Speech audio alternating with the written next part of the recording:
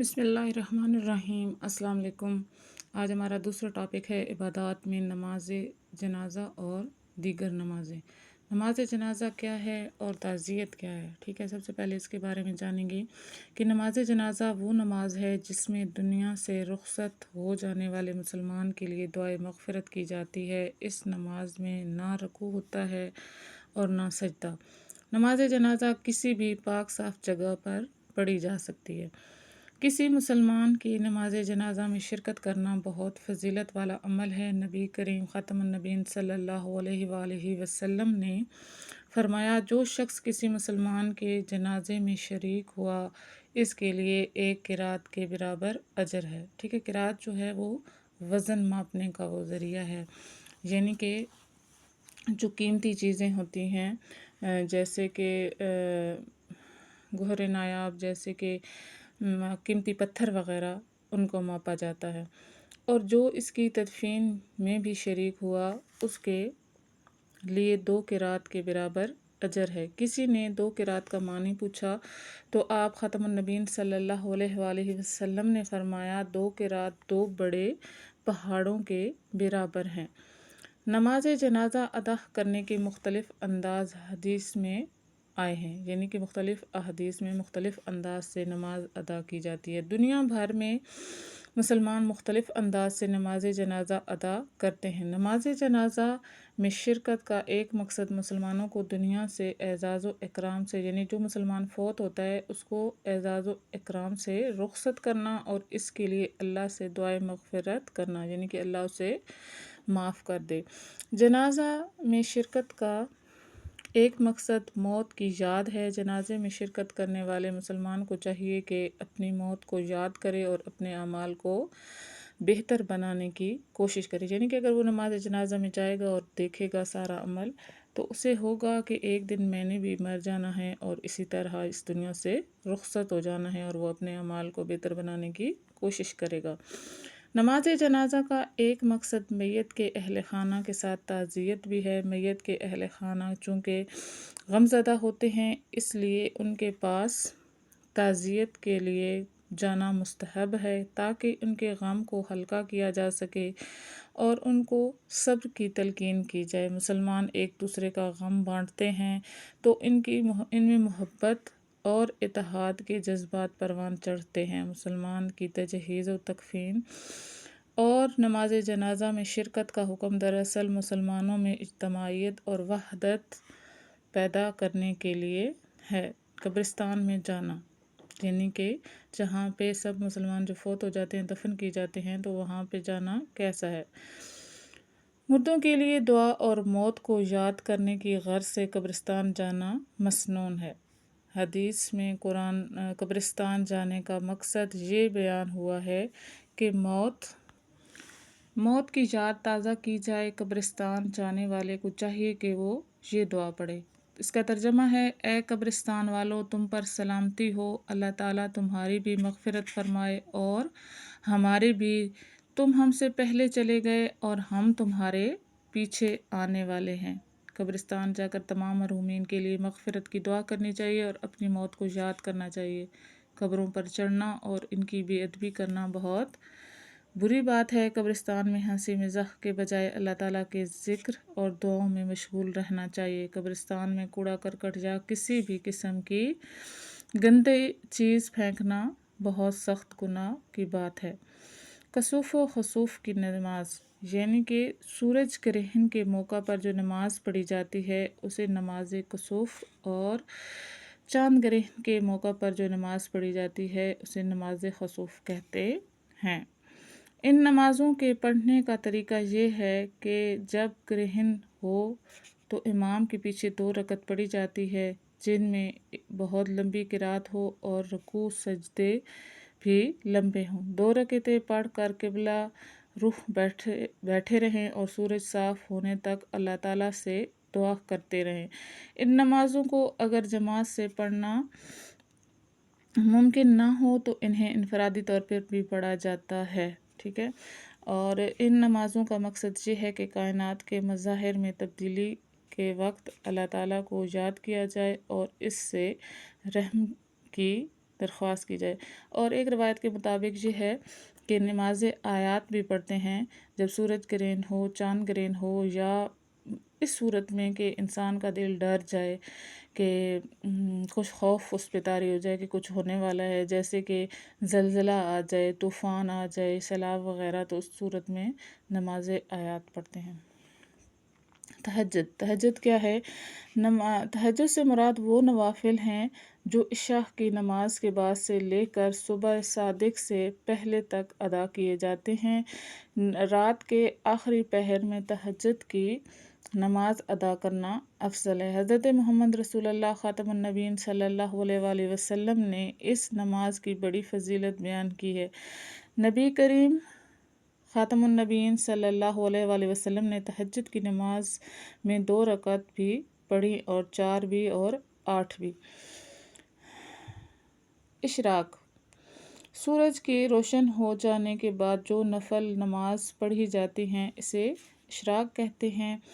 یہ بھی بہت فضیلت والی نماز ہے۔ یہ عموماً سورج نکلنے کے آدھے گھنٹے کے بعد ادا کی جاتی ہے۔ چاشت، یہ نماز جو ہے وہ کم از کم 2 اور زیادہ سے زیادہ 12 رکعتیں ہیں۔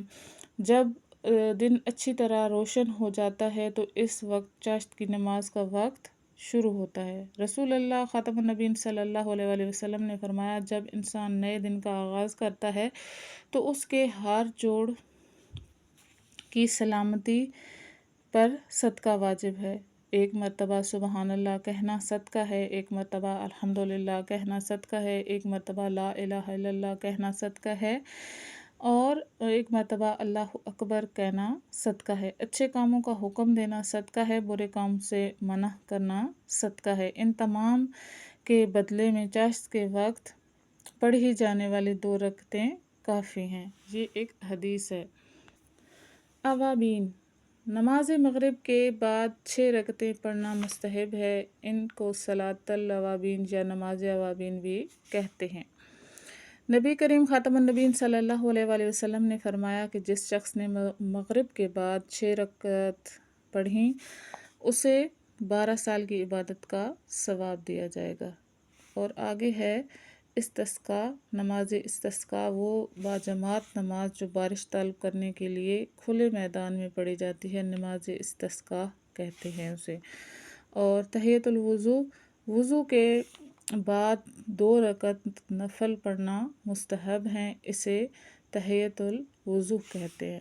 ٹھیک ہے۔ حضرت بلال رضی اللہ وضو کرنے کے بعد 2 رکعت نماز پڑھا کرتے تھے۔ اس عمل کی برکت سے نبی خاتم النبیین صلی اللہ علیہ وآلہ وسلم نے جنت میں ان کے قدموں کی آواز سنی تھی۔ تحیۃ المسجد، مسجد میں داخل ہونے کے بعد اگر نفل پڑھنے کا وقت میسر ہو تو 2 رکعت نماز تحیۃ المسجد پڑھنا مستحب ہے۔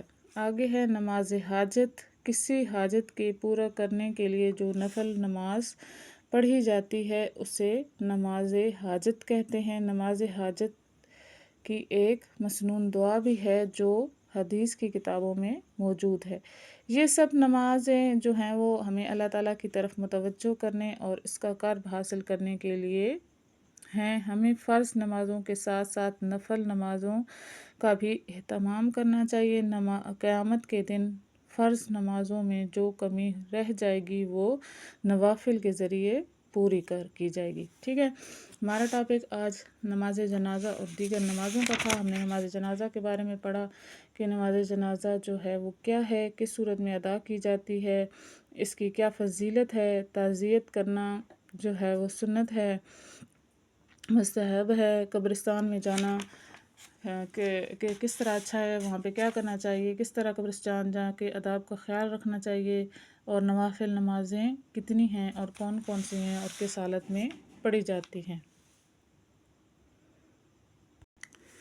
مشق حل کرتے ہیں۔ مشق میں سب سے پہلا سوال ہے، درست جواب کی نشاندہی کیجیے۔ مسلمانوں کے لیے جس نماز میں دعائے مغفرت کی جاتی ہے اسے کہتے ہیں نماز جنازہ۔